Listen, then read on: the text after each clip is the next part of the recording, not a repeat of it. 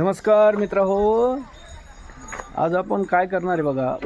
आज आपल्याला शेतात नांगरायला जायचं बघा. ही स्वराज ट्रॅक्टर न्यायचं आहे आणि शेतामध्ये आपल्याला नांगरट काढायची मित्र हो. तर आपलं तुरीचं रान आहे 5 एकर आणि त्याच्यामध्ये आपल्याला हे ट्रॅक्टर नेऊन त्याला नांगरायचं आहे मित्र हो. कारण आता शेतीचं काय आहे, नांगरटी मेहनती चालू झालेली आहे. तर आज आपण बी नांगरूया.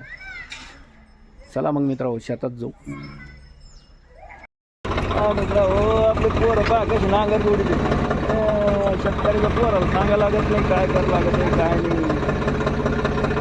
नांगर जोड राहिले बसती का पट्टी वर करायची मागे घ्यायचं.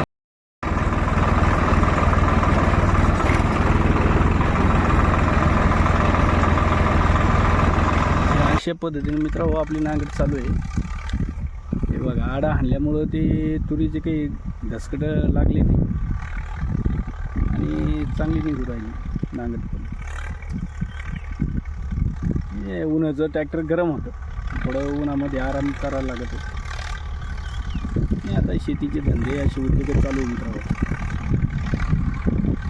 खरीप जवळ आलं आहे, खरीप हंगामाची पुरी तयारी करायला लागते. हे आपण डबल उत्पन्न धरलं होतं मित्रांनो तुरीचं, त्याच्यामुळं नांगराला टाईम लागला. नाही तर याच्या आधी आपण घोड्यामध्ये नांगरत पाहिजे, कारण ट्रॅक्टर आपलं घरचं आहे, काय अडचण नाही. ठीक आहे मित्र.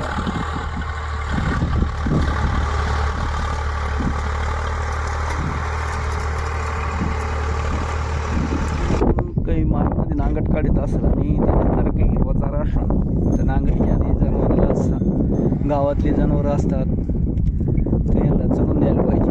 कारण काय होतं की त्यांच्या बी जनावरांच्या पोटात जे अन्न जाते आणि काही लोक आपल्याकडे काय करतात, जनावर सांगत नाही लगेच डायरेक्ट नांगरतात. म्हणजे काय तर पाळा पाचोळा त्याचं पण मुख्य जनावरांचा असं बी आपण नांगरीत दाबणाऱ्याची याच्यात माध्यम हे बघा कसं आहे. अशी नांगट चालू आहे आपण. हे बघा असं मागं पडत नाही, मग वायाला जात आहे. त्याच्यापेक्षा मुख्य जनावरांच्या पोटात गेलेलं चांगलं राहतं आणि त्यांचा आशीर्वाद मिळतो.